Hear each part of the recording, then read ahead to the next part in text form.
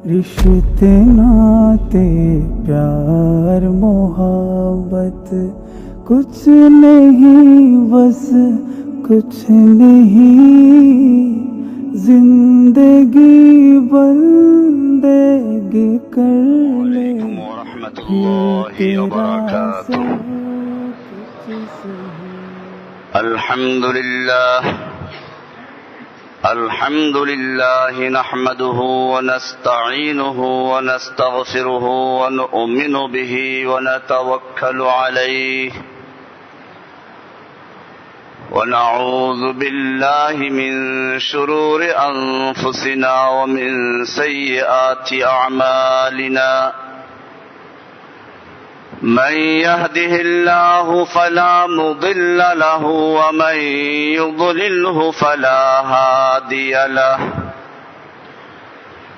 وأشهد أن لا إله إلا الله وحده لا شريك له وأشهد أن سيدنا محمدا عبده ورسوله صلى الله تعالى عليه وعلى آله وأصحابه أجمعين أما بعد فأعوذ بالله من الشيطان الرجيم بسم الله الرحمن الرحيم اليوم نختم على أفواههم وتكلمنا أيديهم وتشهد أرجلهم بما كانوا يكسبون صدق الله تعالى وصدق رسوله النبي الأمي الكريم ونحن على ذلك لمن الشاهدين والشاكرين والحمد لله رب العالمين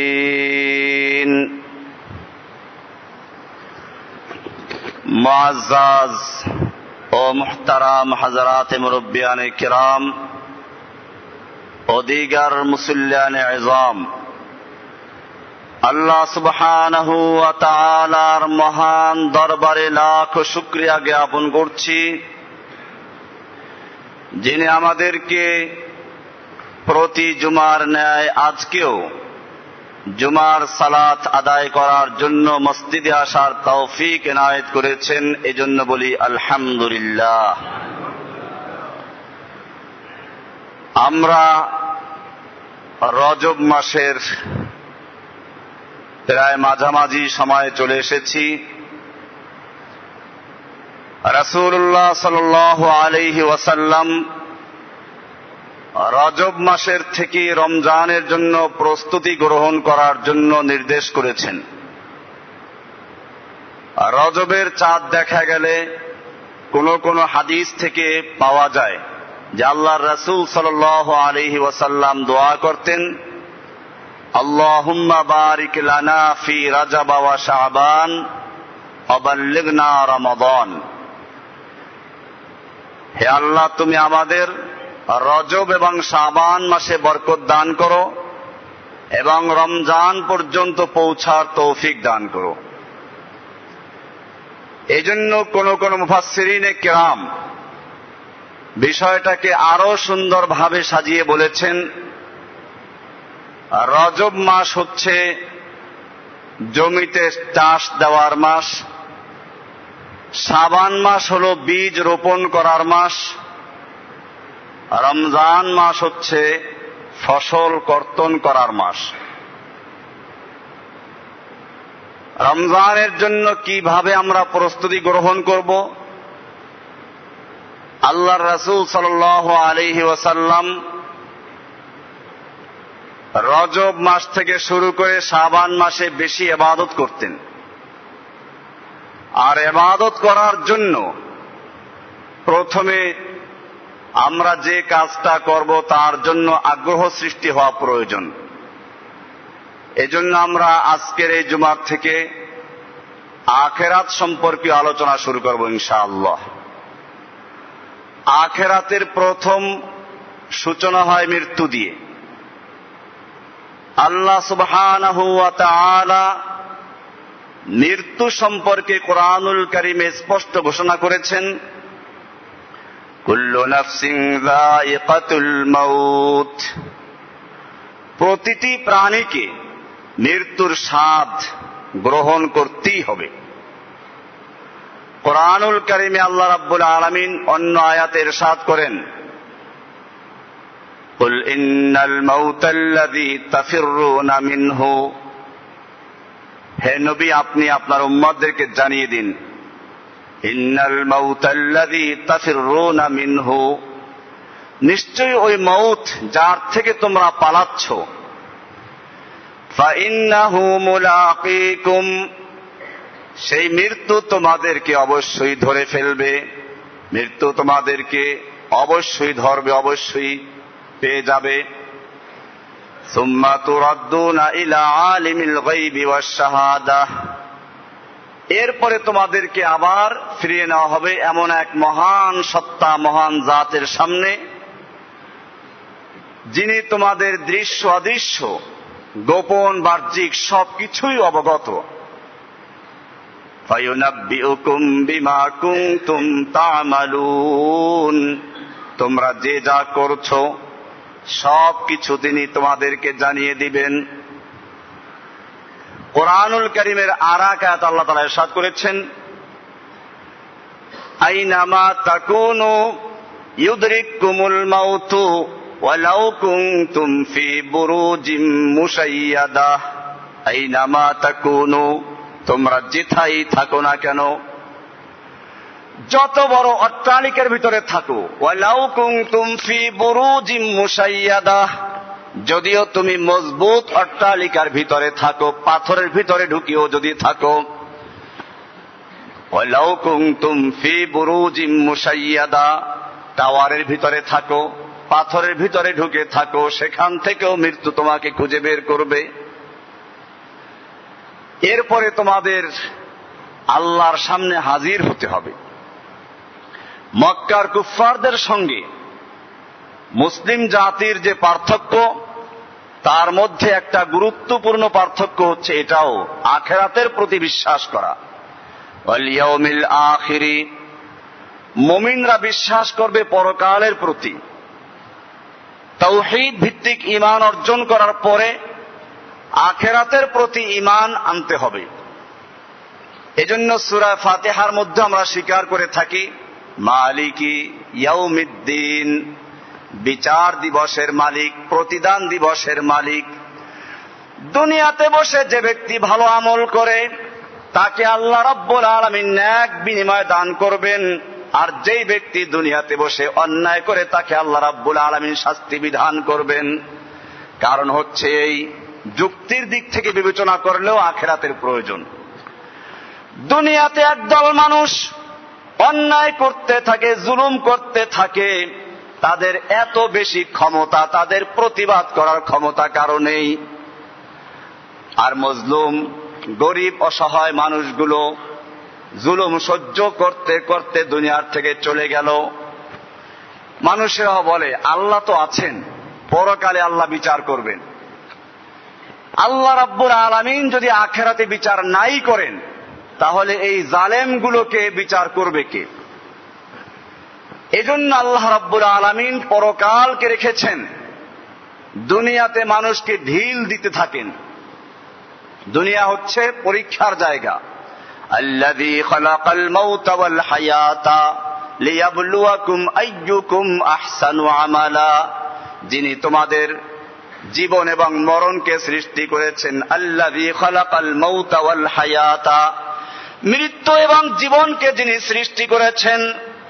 মৃত্যু আগে, হায়াত পরে, তার মানে হচ্ছে মানুষ যখন দুনিয়াতে জন্মগ্রহণ করে মৃত্যুর পরোয়ানা সঙ্গে নিয়ে আসে।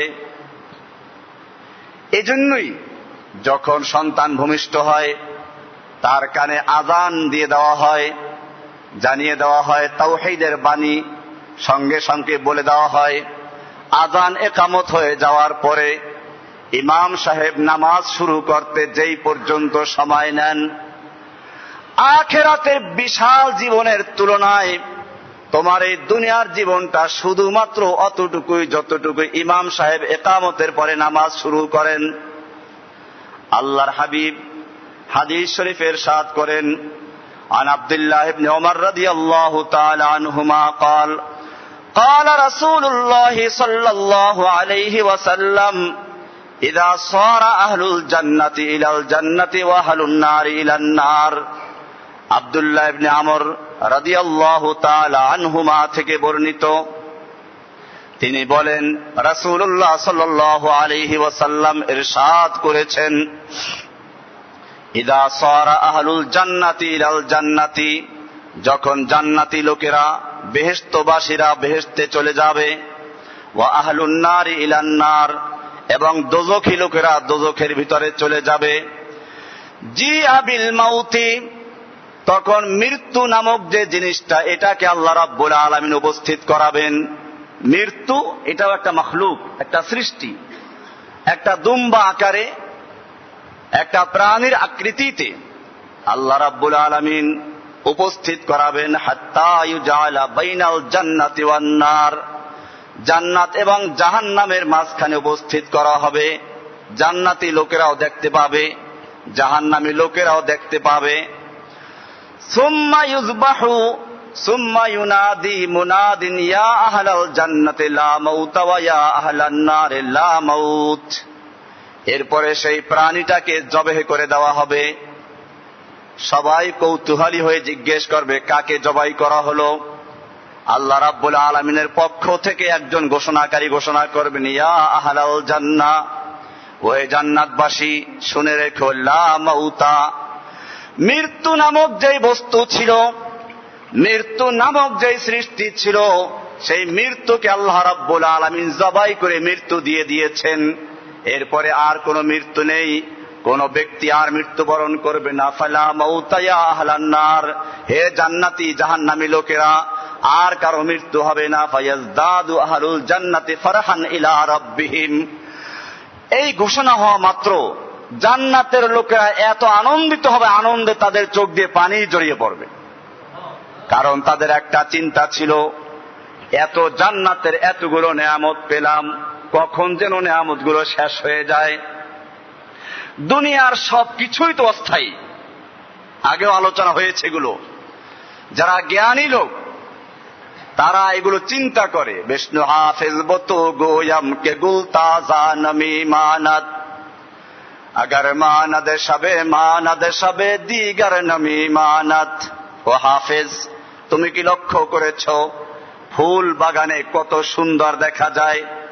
কয়দিন দেখা যায়? একদিন, দুদিন, 3 দিন পর্যন্ত ফুল সুন্দর থাকে, এরপরে আস্তে আস্তে সে ঢলে পড়ে যায়, মেলান হয়ে যায়।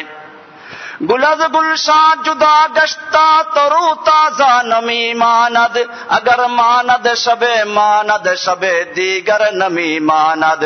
ফুল বাগানে যতই সুন্দর দেখা যাক না কেন, বাগান থেকে যখন ছিঁড়ে নিয়ে আসা হয়, একদিন তার সৌন্দর্য থাকে, 2 দিন থাকে, 3 দিন থাকে, এরপরে সৌন্দর্য আস্তে আস্তে নষ্ট হয়ে যায়। हमेशा इज्जत मेहमा बाए खाना नमी मानद, अगर मानद शबे दीगर नमी मानद। একজন মেহমান যখন কারো বাড়িতে যায়, প্রথম দিন তার কোরমা পোলাও বিরিয়ানি কি খাবে খবর তার জন্য পরেশান হয়ে যায়। দ্বিতীয় দিন যখন চলে যায় গরুর গোশতে চলে আসে।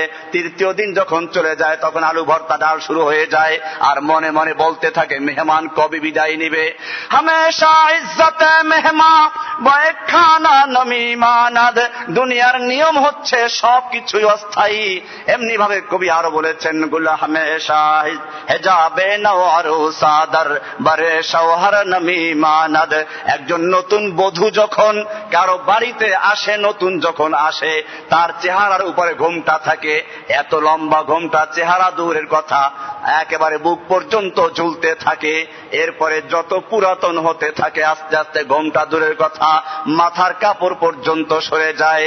হেজাবে নওয়ারুসা দরবারে শৌহর নমি মানদ, अगर মানদ সবে দিগার নমি মানদ।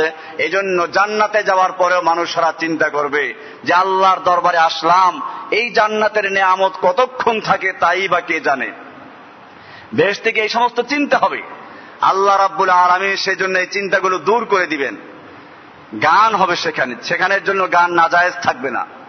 দুনিয়ায় যারা গান বাজনা থেকে বিরত থাকে, আল্লাহ রাব্বুল আলামিন সেখানে তাদের জন্য এগুলো ব্যবস্থা করবেন। সে গানগুলো সুন্দর সুন্দর অর্থবোধক। নাহনুল খালিদাতু ফালা নাবিদু ওয়া নাহনুন নাইমাতু ফালা নাবাসু ওয়া নাহনুর রাজিয়াতু ফালা নাসখাতু তুবা লিমান কানা লানা ওয়া কুন্না লাহু। বেহেশতে গিয়ে যখন সুন্দরী হুর পাবে, গেলমান পাবে, মনে মনে চিন্তা করবে এই যে সুন্দরী স্ত্রী দুনিয়াতে ছিল, কতদিন ছিল সুন্দরী, আস্তে আস্তে শেষ হয়ে গেছে। বেহেশতের নিয়ামত যখন কখন শেষ হয়ে যায়, আল্লাহ সুবহানাহু ওয়া তাআলা মানুষের অন্তর্যামী উত্তর দিয়ে দিবেন ফেরেশতাদের মাধ্যমে, গানের মাধ্যমে। নাহনুল খালিদাতু ফালা নাবিদু, আমরা তোমাদের সঙ্গে চিরসঙ্গিনী হয়ে আছি। হুরেরা উত্তর দিবে নাহনুল খালিদাতু ফালা নাবিদু, আমরা তোমাদের সঙ্গে চিরসঙ্গিনী হয়ে থাকবো, আমরা কখনো তোমাদের থেকে বিচ্ছিন্ন হব না, কখনো দূর হব না। আবার চিন্তা করবে দুনিয়ার স্ত্রীদেরকে যখন বিয়ে করেছিলাম তখন তাদের চামড়াগুলো টাইট ছিল, শরীরে গোশত পরিপূর্ণ ছিল, আস্তে আস্তে বুড়ো হয়ে গেছে, চামড়াগুলো ঢিলা হয়ে গেছে, চামড়া এবং হাড্ডির মাঝখান থেকে গোশতগুলো সরে গেছে, এইগুলো আবার কোন দিন যেন বুড়ি হয়ে যায়। আবার সঙ্গে সঙ্গে উত্তর চলে আসবে ওয়া নাহনুন নাইমাতু ফালা নাবাসু, আমরা তোমাদের সব সময়, আমাদের সৌন্দর্য চিরস্থায়ী থাকবে, আমাদের সৌন্দর্য মেলান হবে না, আমাদের সৌন্দর্য কখনো কমে যাবে না। আবার মনে মনে চিন্তা করবে বুঝলাম সৌন্দর্য মেলান হবে না, কিন্তু কতক্ষণ পর্যন্ত সন্তুষ্ট থাকে তাই বা কে জানে। দুনিয়ার স্ত্রীদেরকে ভালো খাবার দিতে পারলে, ভালো কাপড় চোপড় দিতে পারলে খুশি, আর যদি একটু উল্টাপাল্টা হয়ে যেত সঙ্গে সঙ্গে সব ভুলে গিয়ে বলতো এই হারামজাদার কাছে এসে এক লোকমা ভালো খেতে পারি নাই, একটা ভালো কাপড় পরতে পারি নাই। বেহেশতে গিয়েও মানুষেরা এই চিন্তায় পড়ে যাবে। আল্লাহ রাব্বুল আলামিন আবার উত্তর দেওয়াবেন ওয়া নাহনুর রাজিয়াতু ফালা নাসখাতু, আমরা তোমাদের সঙ্গে সব সময় সন্তুষ্ট চিত্তে হাসি মুখে কথা বলবো। ওয়া নাহনুর রাদিয়াতু ফালা নাসখাতু তুবা লিমান কানা লানা ওয়া কুন্না লাহু। এইভাবে আল্লাহ রাব্বুল আলামিন জান্নাত রেখেছেন, জাহান্নাম রেখেছেন। এটার উপর ঈমান রাখা মুমিনদের জন্য একটা গুরুত্বপূর্ণ ফরজ। যতক্ষণ পর্যন্ত একজন লোক পরকালের প্রতি ঈমান না রাখে, জান্নাত জাহান্নামের প্রতি ঈমান না রাখে, হাসরের প্রতি ঈমান না রাখে, ততক্ষণ পর্যন্ত সে মুমিন হতেই পারে না। কোরআনুল কারীমে হাসরের ময়দানের মৃত্যু দিয়ে শুরু হলো পরকালের সফর। মৃত্যুর পরের যে জীবনটা হাসরের আগ পর্যন্ত, এটার নাম হচ্ছে কবর। কবরের জীবন সম্পর্কে হাদিসে বিস্তারিত আলোচনা আছে। আল্লাহর রাসূল সাল্লাল্লাহু আলাইহি ওয়াসাল্লাম ইরশাদ করেছেন ইদা উকবিরাল মাইয়িতু, যখন মৃত্যু ব্যক্তিকে কবর দেওয়া হয়, এরপরে কবর দিয়ে এতটুকু দূরে চলে যায় যে এখন পর্যন্ত জুতার আওয়াজ শোনা যায়। আতাহু মালাকান, তার কাছে দুইজন ফেরেশতা আসেন, প্রশ্ন করেন মান রব্বুকা, কে তোমার রব ছিল বলো। মুমিন ব্যক্তি বলে রব্বি আল্লাহ, আমার রব ছিলেন আল্লাহ। অপরদিকে কাফের যদি হয়, মুনাফিক হয়, তারা বলবে হা হা লা আদ্রি, হায় হ্যাঁ আমি তো জানি না। এরপরে আবার প্রশ্ন আসবে আমা দীনুকা, তোমার দিন কি ছিল। মুমিন ব্যক্তি বলবে দিন ইয়াল ইসলাম, আমি ইসলামের উপরে ছিলাম। মুমিন ব্যক্তি এটা উত্তর দিবে। কাফের আর মুনাফিক বলবে হা হা লা আদ্রি, আমি তো জানি না। 3 নম্বর প্রশ্ন আসবে আমান হাদার রাজুলুল্লাযী বুইসা ফীকুম, সেই ব্যক্তি কে ছিল যাকে তোমাদের মাঝে পাঠানো হয়েছিল। মুমিন ব্যক্তি বলবে তিনি আমাদের রাসূল, হুয়া রাসূলুল্লাহ, আল্লাহর রাসূল ছিলেন। আমান্না বিহি, আমরা তার উপরে ঈমান এনেছিলাম। ওয়াসাদদাকনা বিহি, আমরা তার কথা সত্য বলে স্বীকৃতি দিয়েছি। আল্লাহ রাব্বুল আলামিন হুকুম দিবেন ফেরেশতাদেরকে, যাও এর কবরটাকে জান্নাতের সঙ্গে সুরঙ্গ করে দাও। ফাফরিশুহু মিনাল জান্নাতি ওয়া আলবিসুহু মিনাল জান্নাতি ওয়াফতাহু লাহু বাবান ইলাল জান্নাহ। এই ব্যক্তি ঠিক বলেছে, আমার বান্দা সত্য উত্তর দিয়েছে, সঠিক উত্তর হয়েছে। ফাফরিশুহু মিনাল জান্নাতি, ওর কবরে জান্নাতের বিছানা বিছিয়ে দাও। ওয়া আলবিসুহু মিনাল জান্নাতি, এবং তার গায়ে জান্নাতের লেবাস পোশাক পরিধান করিয়ে দাও। ওয়াফতাহু লাহু বাবান ইলাল জান্নাহ, এবং জান্নাতের সঙ্গে তার কবরটাকে সুরঙ্গ করে দাও। জান্নাতের নেয়ামতে তার কবরটা পরিপূর্ণ হয়ে যাবে। ওয়া আম্মাল কাফির ওয়াল মুনাফিক, পক্ষান্তরে কাফের এবং যারা মুনাফিক তারা উত্তর দিতে পারবে না। আল্লাহর পক্ষ থেকে আওয়াজ চলে আসবে, আন কাযাবা, সে মিথ্যা বলেছে। এখানে আর আব্দি শব্দ নেই হাদিসে। আন কাযাবা, আমার দুশমন মিথ্যা বলেছে। ফাফরিশুহু মিনান নার, ওর কবরটাকে জাহান্নামের আগুনের বিছানা বিছিয়ে দাও। ওয়ালবিসুহু মিনান নার, ওর কবরে জাহান্নামের আগুনের পোশাক পরিধান করিয়ে দাও। আফতাহু লাহু বাবান ইলান নার, এবং তার কবরের সঙ্গে জাহান্নামের সঙ্গে সুরঙ্গ করে দাও। এরপরে কবর দুই দিক থেকে চাপ দিবে, এমন জোরে চাপ দিবে, হাদিসে বলা আছে দুই হাত এক হাতের আঙ্গুল আর এক হাতে আঙ্গুলে ঢুকালে যেরকম ঢুকে যায়, এরকম ভাবে পাঁজরের হাড্ডিগুলো এক পাশের হাড্ডি আর এক পাশের হাড্ডির ভিতরে ঢুকিয়ে যাবে। কবরের জীবন, কবর বলতে কি বুঝায়? অনেকে প্রশ্ন করে, কবর আযাব যদি হয় তাহলে যারা মাছের পেটে চলে গেল, বাঘের পেটে চলে গেল, সিংহের পেটে চলে গেল, পানিতে ডুবে মরে গেল, তাদের কি হবে? কবর বলতে শুধু ওই গর্তটাকে বুঝায় না। মানুষের একটা জীবন ছিল রূহ জীবন, এরপরের জীবন ছিল মায়ের পেটের জীবন, এরপরে দুনিয়ার জীবন। দুনিয়ার জীবনের মৃত্যুর পরের থেকে কিয়ামতের মাঠে ওঠার আগ পর্যন্ত যেই জীবন, তার নাম হচ্ছে কবর। আলামে বারজাখ, বারজাখী জীবন যেটাকে বলা হয়, এটা কবর। চাই সে মাছের পেটে থাকুক, সে সমুদ্রের পানির ভিতরে থাকুক, অথবা সে বাঘের পেটে থাকুক, যেখানেই থাকুক না কেন, মৃত্যু থেকে হাসরের ময়দানে ওঠার আগ পর্যন্ত যেই জীবন, তার নাম হচ্ছে কবর। এই কবর জীবনে ফেরেশতারা প্রশ্ন করবেন, আযাব অথবা নেয়ামত দুইটার যে কোনো একটা সে পাবে, কিন্তু জান্নাতে জাহান্নামে যাওয়াটা আরো পরে। তবে শহীদদের সম্পর্কে জানা যায়, যারা আল্লাহর রাস্তায় জিহাদ করতে গিয়ে শহীদ হয়ে যান, তারা সরাসরি আল্লাহর জান্নাতে প্রবেশ করেন। এবারে হাসরের ময়দান, কবরের মাঠ থেকে হাসরের ময়দান উঠবে। হাদিসে আল্লাহর রাসূল সাল্লাল্লাহু আলাইহি ওয়াসাল্লাম বলেছেন, ইউনফাকু, কিয়ামতের মাঠে একটা হচ্ছে প্রথম, কিয়ামত হওয়ার জন্য সিংহায় ফুৎকার দেওয়া হবে। মানুষ এখন মারা যাচ্ছে, এক সময় আল্লাহ সুবহানাহু ওয়া তাআলা পুরা ইন্তেজামকে ধ্বংস করে দিবেন, পুরা নিজামকে ধ্বংস করে দিবেন। কোরআনের সম্পর্কে বহু আয়াত আছে, ইদাস সামাউন ফাতারাত, ইদাস সামাউন ফাতারাত, যখন আসমান ফেটে যাবে। ওয়া ইদাল কাওয়াকিবুন তাসারাত, তারকাগুলো খসে পড়ে যাবে। ইদাস শামসু কুফিরাত, যখন সূর্য আলোকহীন হয়ে যাবে, যখন পেঁচিয়ে নেওয়া হবে, কুফিরাত তাকবীর করা হবে, সূর্যকে গুটিয়ে নেওয়া হবে। ইদাস শামসু কুফিরাত ওয়া ইদান নুজুমুন কাদারাত, যখন তারকাগুলো আলোকহীন হয়ে যাবে। বিজ্ঞানীরাও স্বীকার করেন যে এক সময় সূর্যের যে আলো, এই আলো এক সময় শেষ হয়ে যাবে। তারা বিজ্ঞান যত আবিষ্কার করতে করতে যত উন্নতি করেছে, কোরআনুল কারীম তা অনেক আগের থেকে বলে দিয়েছে। যখন বিজ্ঞানের চর্চা শুরু হয় নাই, আল্লাহ তাআলা তখনই নবী উম্মির মাধ্যমে জানিয়ে দিয়েছেন, ইদা শামসু কুফিরাত, যখন সূর্যকে গুটিয়ে নেওয়া হবে। ওয়া ইদা নুজুমুন কাদারাত, যখন তারকাগুলো আলোকহীন হয়ে যাবে।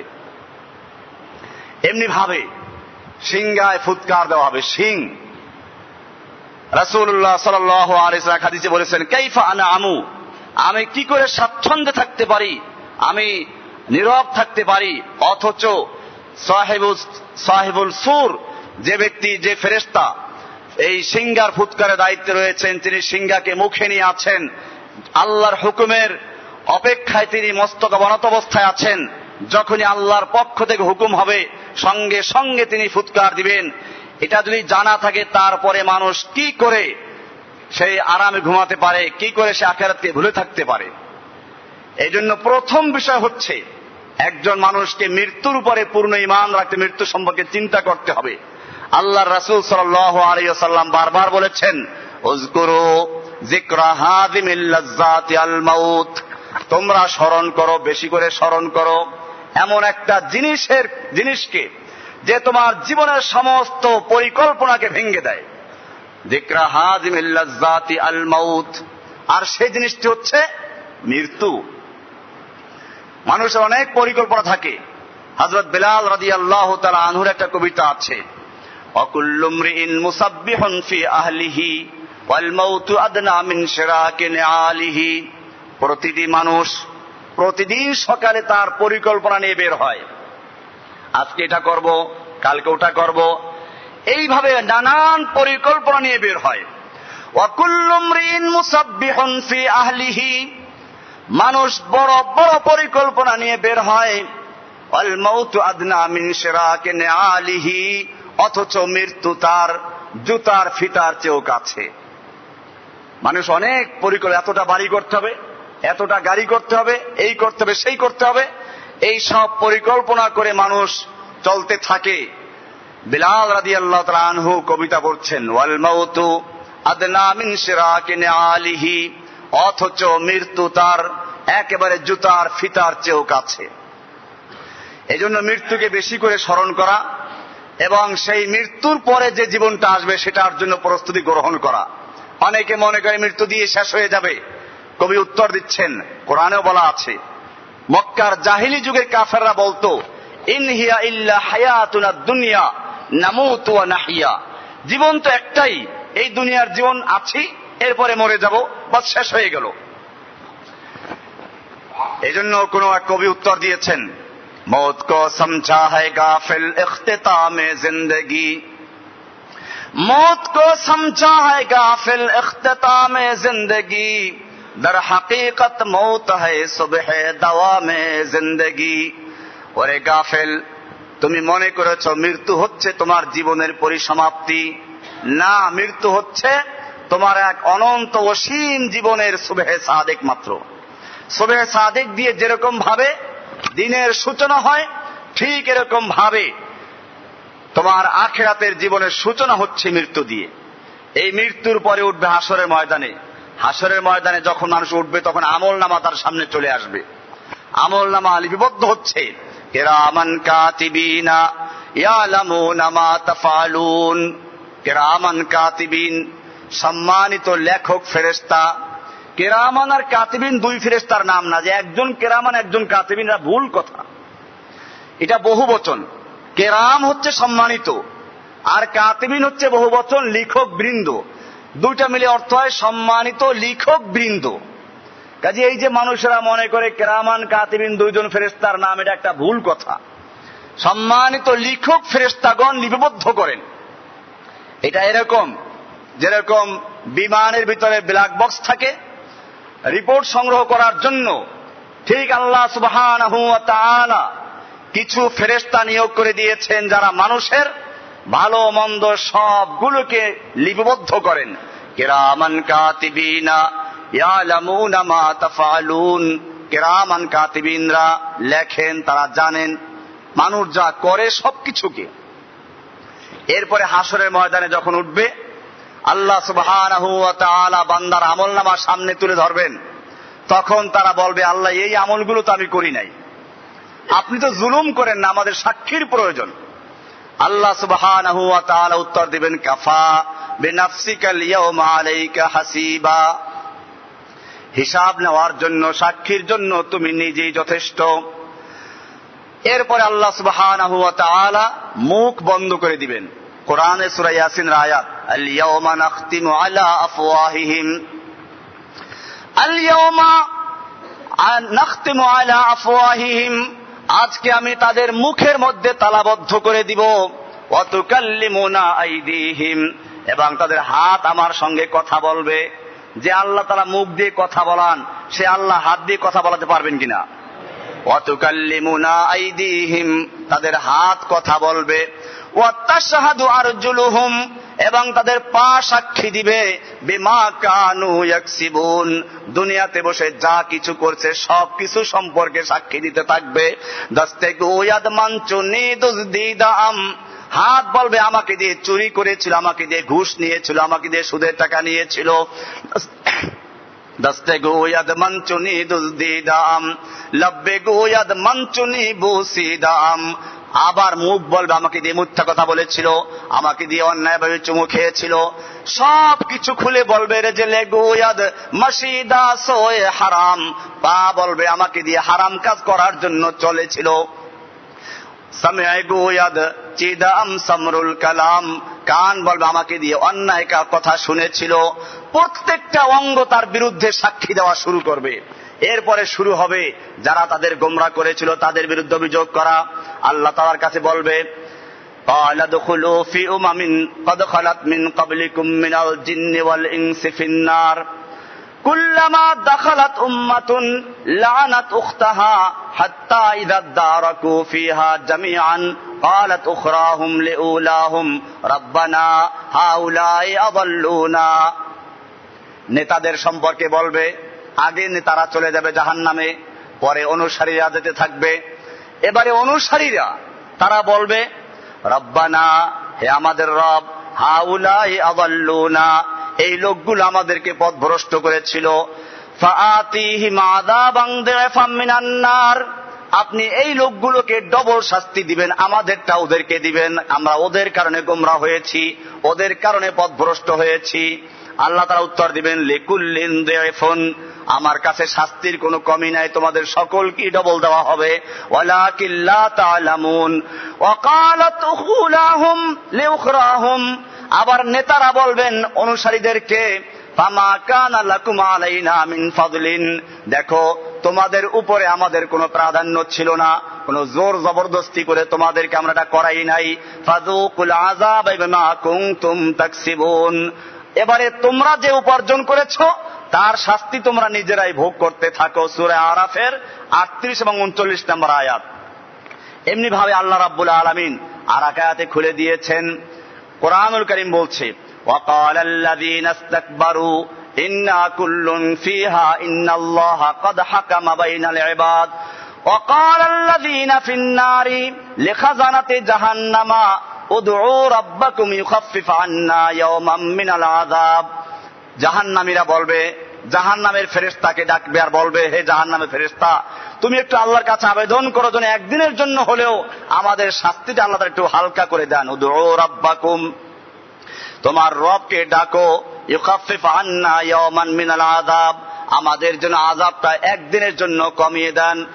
ক্বালু আওয়ালাম তাকু তাআতিকুম রুসুলুকুম বিল বায়্যিনাত, ফেরেশতারা বলবেন, তোমাদের কাছে কি রাসূলরা যান নাই, তোমাদেরকে সাবধান করেন নাই, বুঝান নাই কোরআন হাদিস দিয়ে?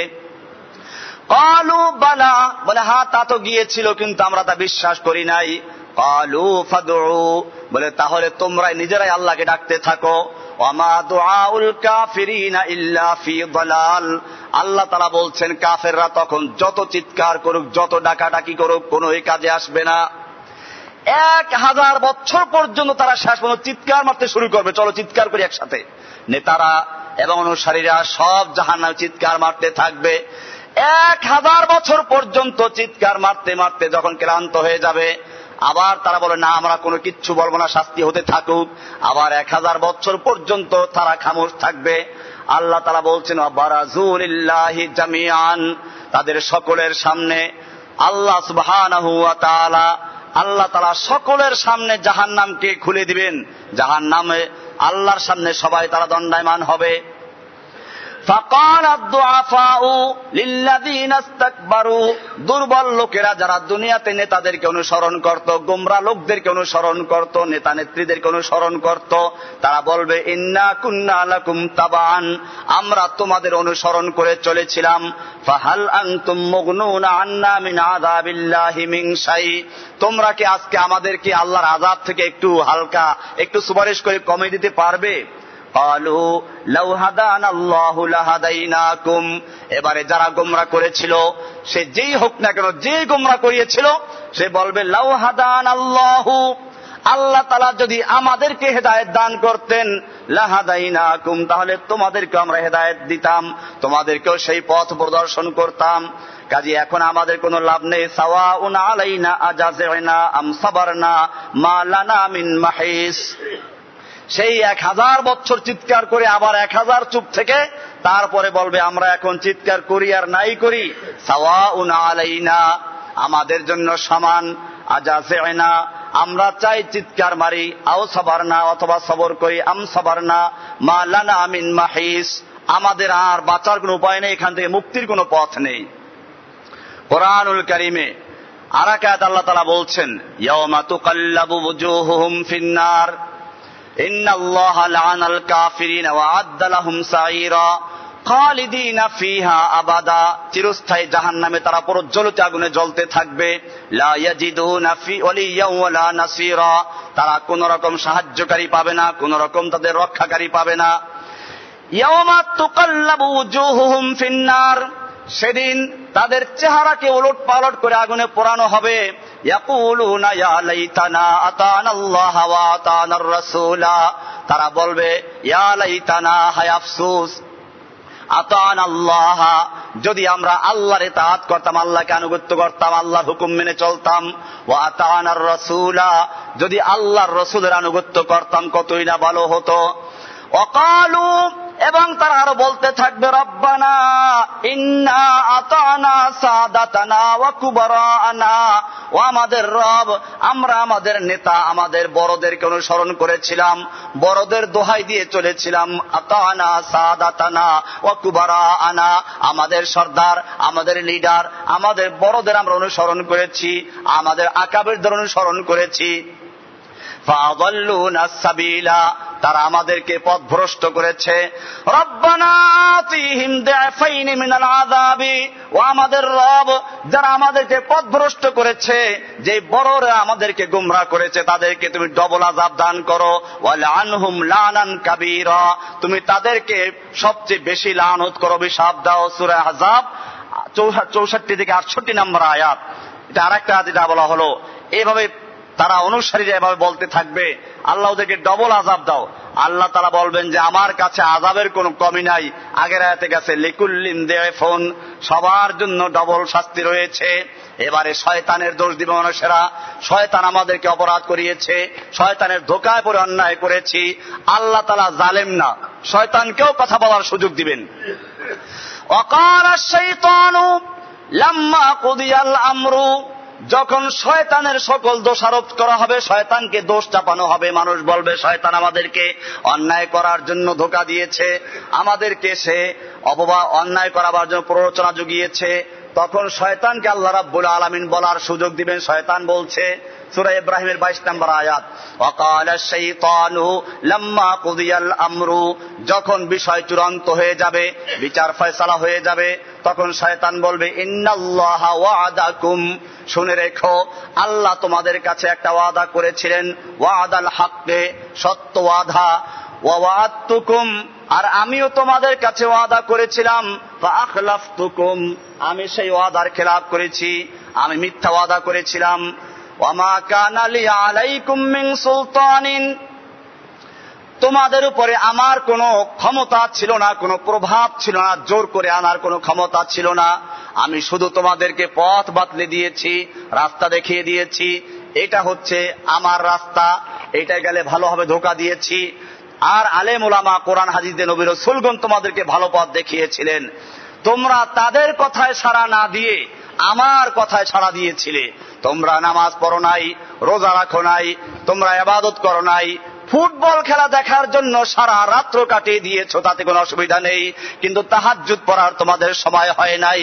ইহুদি খ্রিস্টানদের পক্ষে সমর্থন করেছো, যে ইহুদি খ্রিস্টান তোমাদের জাত শত্রু। কোরআন বলেছে ইহুদিরা তোমাদের শত্রু, জন্মগত শত্রু। লা তাজিদান্না শাদ্দান্নাসি আদাওয়াতান লিল্লাযিনা আমানুল ইয়াহুদা, তোমাদের সবচেয়ে মারাত্মক শত্রু হচ্ছে ইহুদ। সেই ইহুদিদেরকে তোমরা সমর্থন দিয়েছো, ইহুদির পতাকা তোমার ঘরে টানিয়েছো, ইহুদির জন্য জন্য রাত ভরে তোমরা মিছিল করেছো। ইয়া লাইত, শয়তান বলবে আমার কোনো ক্ষমতা ছিল না, আমি শুধু সাজিয়ে গুছিয়ে তোমাদের সামনে উপস্থাপন করেছিলাম।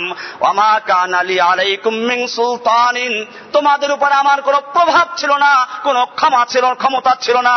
ইল্লা আন দাউতুকুম ফাস্তাজাবতুম লি, তোমাদেরকে আমি আহ্বান করেছি, তোমাদেরকে আমি ডেকেছি, তোমরা আলেমদের কথায় সাড়া দাও নাই, তোমরা হাতেমবাগের খতিবের কথায় সবার সাড়া দাও নাই, তোমরা রাতভর অন্যায় করেছো, মদ পান করেছো, জুয়া খেলেছো, বাজি ধরেছো, এসব অন্যায়গুলো করেছো। ফাস্তাজাবতুম লি, তোমরা আমার ডাকে সাড়া দিয়েছো, আলেমদের কথায় সাড়া দাও নাই।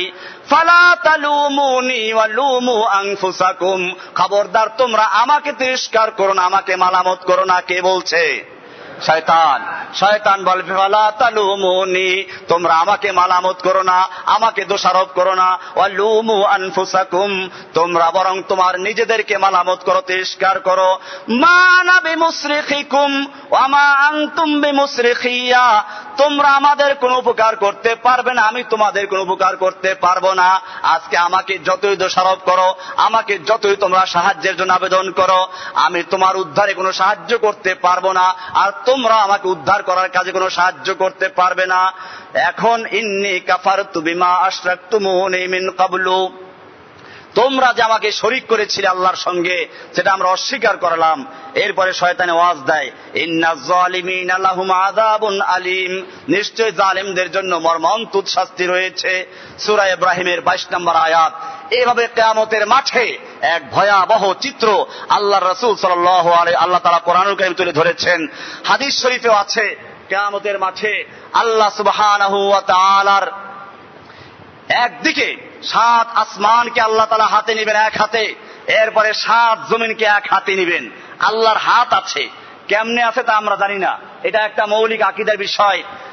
কোরআন শরীফে আছে আর রহমানু আলাল আরশি ইস্তাওয়া, আল্লাহ তাআলা আরশে সমাসীন আছেন। আল্লাহ তাআলা প্রতি রাতের শেষ ভাগে প্রথম আসমানে অবতীর্ণ হন। প্রথম আসমানে, বুখারীর সহিহ হাদিস, প্রথম আকাশে অবতীর্ণ হন তাহাজ্জুদের সময়ের জন্য। আল্লাহ তাআলা ডাকেন, কে আছো এমন আলামিন মুস্তাগফিরিন ফাগফির লাহু, কে আছো এমন যে আল্লাহর কাছে ক্ষমা চাবে, আল্লাহ ক্ষমা করবেন। আলামিন মুস্তারজিকিন ফারজুক লাহু, কে আছো এমন আমার কাছে রিজিকের জন্য আবেদন করবে, রিজিকের অভাবে পড়ে আছো, আমার কাছে আবেদন করো, আমি তোমার আবেদন পূরণ করব। কোন খাজা তোমাকে রিজিক দিতে পারবে না, কোন কবরওয়ালা তোমাকে রিজিক দিতে পারবে না, রিজিক দেওয়ার মালিক কে? আলামিন মুস্তারজিকিন ফারজুক লাহু, আছো কোন রিজিক প্রার্থী, আমি রিজিক দান করব। আলামিন মুবতালান ফাওয়াফিয়াহু, আছো কোন এমন ব্যক্তি বিপদগ্রস্ত হয়েছো, অসুস্থ হয়ে পড়েছো, তোমার উদ্ধার করার মতো কোনো ব্যক্তি নেই, আমার কাছে প্রার্থনা করো, আমি তোমাকে শিফা দান করব। বিপদ আপদে উদ্ধার করার মালিক কে? ডাকতে থাকেন প্রতি রাতে। এরকম ভাবে সবে কদরে আল্লাহ রাব্বুল আলামিন প্রথম আকাশে অবতীর্ণ হন। এই যে অর্থগুলো আমরা এগুলো জানি, আল্লাহ তাআলা 7 আসমানকে এক হাতে কিয়ামতের মাঠে তুলে নেবেন, 7 জমিনকে এক হাতে তুলে নেবেন। এতটুকু তো জানলাম, কেমনে তুলে নেবেন সেইটা আমাদের জানা নাই। মালুম হচ্ছে ধরবেন, এটা আমাদের জানা। আল্লাহর হাত আছে আমরা জানলাম, কেমনে হাত আছে আমরা জানি না। আল্লাহর হাত কেমন জানি আমরা।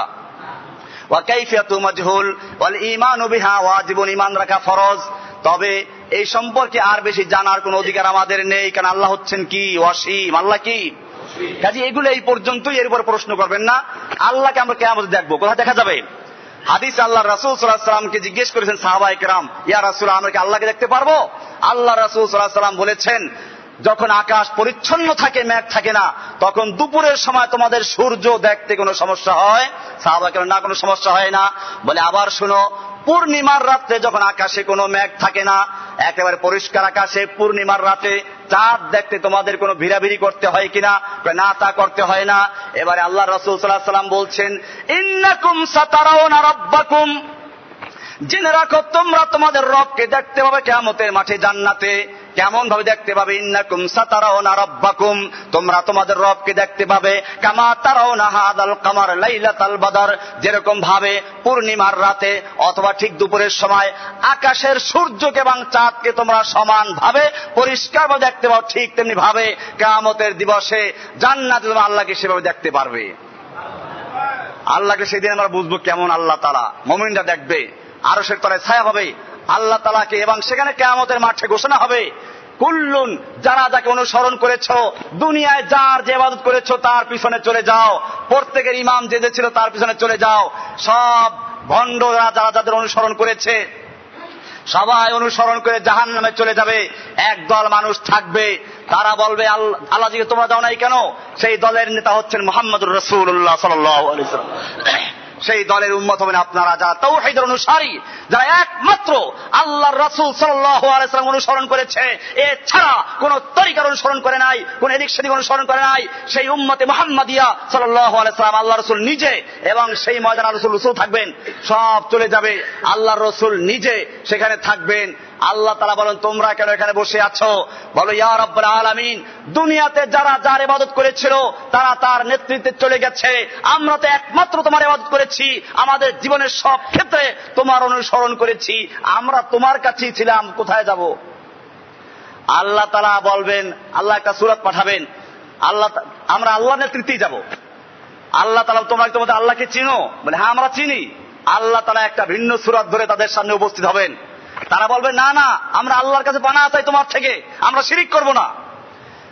আল্লাহ প্রশ্ন করবেন, তোমরা তোমাদের আল্লাহকে চিনবে কি করে? বলে, হ্যাঁ আল্লাহর সাথে আমাদের একটা কন্ট্রাক্ট আছে, আমরা আল্লাহর একটা বিশেষ আলামত জানি। কোরআনে বলা আছে, আল্লাহ সুবহানাহু ওয়া তাআলা কিয়ামতের মাঠে তার পায়ের নিম্ন অংশ মুমিনদের সামনে তুলে ধরবেন, মুমিনরা তা দেখে চিনতে পারবে। ইয়াউমা ইউকশাফু আন সাকিন, আল্লাহ তাআলা পায়ের পেন্ডুলি অর্থাৎ পায়ের নিচের যে নলা এটা খুলে দিবেন, সেটা দেখে আমরা চিনব। আল্লাহ তাআলা তখন তার বাস্তব যে নলা, যেটা আল্লাহ তাআলাই জানেন কেমন হবে, আমি এই কথা বারবার বলছি, আমরা এতটুকু জানলাম, পদ্ধতিটা আমি জানি না, কিয়ামতের মাঠে দেখার পরে বুঝতে পারবো। ঈমান রাখা ফরজ। আল্লাহ তাআলা তখন এই নলা খুলে দিবেন, মুমিনরা সঙ্গে সঙ্গে সিজদায় পড়ে যাবে। আর এক দল আছে, তারা মুমিন, ঈমান, শিরক করে নাই, বিদআত করে নাই, কিন্তু নামাজ পড়ে নাই বা রোজা রাখে নাই। এই লোকগুলো সিজদায় পড়া দেওয়ার চেষ্টা করবে, কিন্তু সিজদা করতে পারবে না। যাক, সে ভিন্ন বিষয়। এইভাবে কিয়ামতের মাঠে আল্লাহ তাআলাকে দেখা যাবে। আল্লাহ রাসূল সাল্লাল্লাহু আলাইহি ওয়াসাল্লাম বলছেন, কিয়ামতের মাঠে মুমিনরা এইভাবে আল্লাহ তাআলার হুকুমে তারপরে জান্নাতে প্রবেশ করবে। কিয়ামতে এত ভয়াবহ দিন হবে। আল্লাহর রাসূল সাল্লাল্লাহু আলাইহি ওয়াসাল্লামের কাছে সবাই যাবে, বিভিন্ন নবীদের কাছে যাবে প্রথমে, কিয়ামতের মাঠে হিসাব নিকাশ শুরু হওয়ার জন্য। কারণ মানুষ একদিকে সূর্য কাছে হবে, জমিনটা পুরো তামা হয়ে যাবে, মানুষেরা পরেশান থাকবে। আল্লাহ সুবহানাহু ওয়া তাআলার কাছে কে আবেদন করবে? একদিকে 7 আসমান এক হাতে, আর একদিকে 7 জমিন এক হাতে। বলছে, আনা মালিকুল মুলুক, আমি সমস্ত মালিকদের মালিক, বাদশাদের বাদশা, রাজাদের রাজা। আজকে কে আছে এরকম যে আমার কাছে আবেদন করবে? আমার কাছে কে আছে এরকম আমার থেকে আসামিদেরকে ছাড়িয়ে নিবে? সব ভয়ে পরেশান হয়ে যাবে। আল্লাহর কাছে কেউ সুপারিশ করার ক্ষমতা রাখবে না। সব আদমের কাছে যাবে। আদম আলাইহিস সালাতু ওয়াস সালাম, আদম, আপনি আমাদের প্রথম পিতা, আপনি একটু আল্লাহর কাছে সুপারিশ করুন। এইভাবে কিয়ামতের মাঠে আমি হাদিসটা ইনশাআল্লাহ পুরোটা আলোচনা করব। আজকের সময় যেহেতু শেষ হয়ে গেছে, ইনশাআল্লাহ আপনারা আগামী জুমা আরো আগে আসবেন। কারণ এখন থেকে আমরা যে আলোচনাগুলো শুরু করছি, এগুলো যেহেতু রমজান মাস আমাদের সামনে, শাবান মাসের থেকে আমি শুরুতে বলেছিলাম রমজানের প্রস্তুতি গ্রহণ করা জরুরি। আল্লাহর রাসূল সাল্লাল্লাহু আলাইহি ওয়াসাল্লাম শাবানের চাঁদ দেখার পরেই দোয়া করতে, আল্লাহুম্মা বারিক লানা ফি রাজাব ওয়া শাবান ওয়া বাল্লিগনা রমাদান। হে আমাদের আল্লাহ, তুমি আমাদের রজব এবং শাবানে বরকত দান করো এবং রমজান পর্যন্ত পৌঁছার তৌফিক দান করো। এই জন্য রমজান মাস হচ্ছে, আমি বলেছিলাম, জমিন চাষ দেওয়ার মাস। এরপরে শাবান মাস হচ্ছে ফসল বননের মাস। এরপরে রমজান মাস হলো সেই ফসল কর্তন করে ঘরে উত্তোলন করার সময়। আমাদেরকে আল্লাহ সুবহানাহু ওয়া তাআলা যেন সেই রমজানের জন্য প্রস্তুতি গ্রহণ করার তৌফিক দান করেন। সেজন্য আমরা যাতে আমাদের দিল আল্লাহর দিকে আকৃষ্ট হয়, আখিরাত সম্পর্কে আমাদের ঈমান আরো মজবুত হয়, সেজন্য আজকে এখান থেকে বিষয় শুরু হলো। যে হাদিসটা আমরা শুরু করেছি আজকে শেষ করা গেল না, আগামী জুমাতে শুরু থেকে হাদিসটা আলোচনা হবে ইনশাআল্লাহ। আমরা সকলে আসি। আল্লাহ সুবহানাহু ওয়া তাআলা আমাদের সকলকে বিষয়গুলোকে বুঝার এবং আমল করার তৌফিক দান করুন। ওয়া আখিরু দাওয়ানা আলহামদুলিল্লাহি রাব্বিল আলামিন। যারা সুন্নাহ